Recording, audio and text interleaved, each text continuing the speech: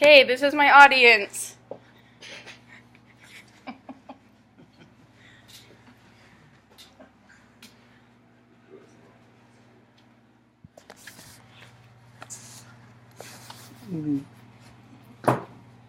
Alright, so it was a relatively warm day on February 14th. I was almost 7 years old and in Mrs. Denning's first grade class. I came in from recess and found a large chocolate teddy bear sitting on my desk, and I was thrilled because someone had a crush on me. Well, this boy was Dakota Cox, and the fact that I even know his name is saying something because I don't really remember anyone from first grade, but I remember Dakota Cox just because he was my secret admirer. Now, what do I do when my secret admirer gives me a chocolate teddy bear? Never talk to him again, because that's what any first grader would do. So, through my countless experiences with Valentine's Day, my love for the holiday, and through my research, I feel qualified to speak to you today about Valentine's Day. Celebrating Valentine's Day is something all of us have done for many years, probably most of our lives. So I have researched the history of Valentine's Day to find out why cute little boys give cute little girls chocolate teddy bears on Valentine's Day. So with Valentine's Day just being celebrated, knowing the history for why we celebrate Valentine's Day will make it even more special for you every year as you celebrate. So for this reason, I will be telling you about how other countries celebrate Valentine's Day, the history of the man who's the namesake for Valentine's Day, and how it evolved into what it is today. So first, let's talk about Saint Valentine. Who is he, and why is the holiday named after him? So there are a few possible saints who could be the namesake for this holiday, but the most popular telling states that he was a priest in Rome during the 3rd century and that he was martyred. So according to Catholic.org, there was a judge named Asterius who was putting Valentine to the test about Christianity, and he was trying to prove whether Christianity was true. So the judge brought a blind girl and told Valentine that he needed to heal her. So he was able to put his hands upon her eyes and heal her, and the judge was converted to Christianity. Shortly after, the Emperor of Rome outlawed marriages for young men because he felt like single young men were better soldiers in the wars. Valentine didn't agree with this, and he broke the law and was performing marriages in secret for young couples. When the emperor discovered this, he was upset about it, and he sentenced Valentine to prison, to beatings, and eventually to death.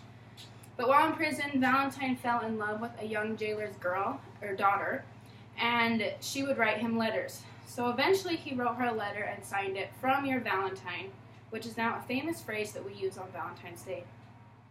The reason we celebrate Valentine's Day on February 14th is because that was actually the day that St. Valentine was put to death. So now you might be wondering how different countries celebrate Valentine's Day. So let's talk about Italy. In Italy, Valentine's Day used to be a spring celebration. According to the article Italian Valentine's Day Traditions, celebrating spring, couples would spend time outdoors and strolling through beautiful gardens. They'd give small gifts like little hazelnuts dipped in chocolate with cherry liquid centers, and then the chocolates were wrapped in poetry. So it's also part of Italian tradition to put locks on bridges. But this actually has been done away with because the locks have ruined infrastructure. Is that still going? So we don't know. I think it probably is. Yep. The green light. Okay, sorry, it's still going. I'm just going to keep going. Okay. So they would put the locks on the bridges, throw away the key to signify their undying love. But this has been outlawed because the bridges would actually get broken because of the weight of all the locks. There was actually one bridge that collapsed because of all the weight. So a friend of mine also served his mission in Italy, and he said that Italian people are into really cheesy ways to profess their love, like poetry and music, and they like to go over the top. Next, let's see how Denmark celebrates the holiday. So according to the article Valentine's Day Around the World, Denmark started celebrating Valentine's Day in the 1990s, so it's a relatively new holiday for them. They celebrate by giving friends and lovers a white flower called a snowdrop, And they also have a tradition of giving something that's translated into being called a joke letter. And the joke letter is not signed with your name, it's actually signed by the number of letters in your name. So you put as many dots as letters as you have. The person who receives the letter is supposed to guess who wrote it. If they guess correct, then the person who wrote the letter is supposed to give them an Easter egg at Easter. And in Denmark, they celebrate these two holidays really close to each other. In Japan, Valentine's Day is celebrated a little different than America. In America, traditionally, men are more in charge of Valentine's Day and giving gifts, but in Japan, women are in charge. So according to Live Japan, men who are given gifts are expected to return the favor 1 month later on March 14th. And this holiday on March 14th is called White Day. In Japan, women give gifts to their loves, but also to male family members and co-workers.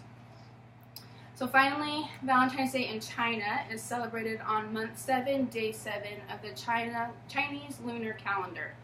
According to the website China Highlights, this day is called the Double Seventh Festival. And it's not to celebrate traditional Catholic saints, but instead celebrates China's own legend of a weaver girl and an ox herder.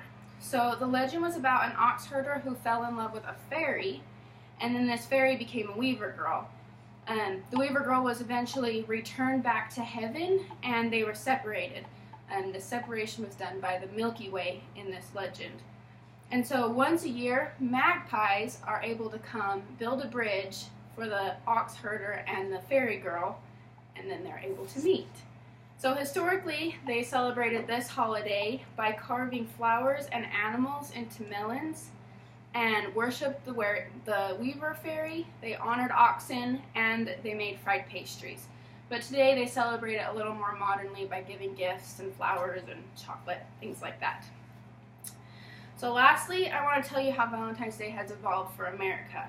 So it used to be more of a romantic holiday, but now it's meant to celebrate all types of love. We can give Valentines to our mothers, friends, family, even to our entire elementary school class. Valentine's Day used to be more of a handmade holiday with letters and handmade gifts, but now we have commercialized the holiday. Americans spend on average $18.2 billion a year celebrating Valentine's Day, and that's an average of $136 a person. The most lucrative items that are being purchased are jewelry, flowers, and chocolates, as well as cards. Valentine's Day is actually the second most popular card-giving holiday after Christmas. So in conclusion, Valentine's Day has been celebrated as far back as the Middle Ages. It's celebrated in many countries, China, Denmark, and Italy, to name a few. Although the traditions of celebration have changed throughout the years, it still remains a popular holiday and is very lucrative for companies. I hope that you've learned something new about Valentine's Day, and in return, you will have a better holiday each year.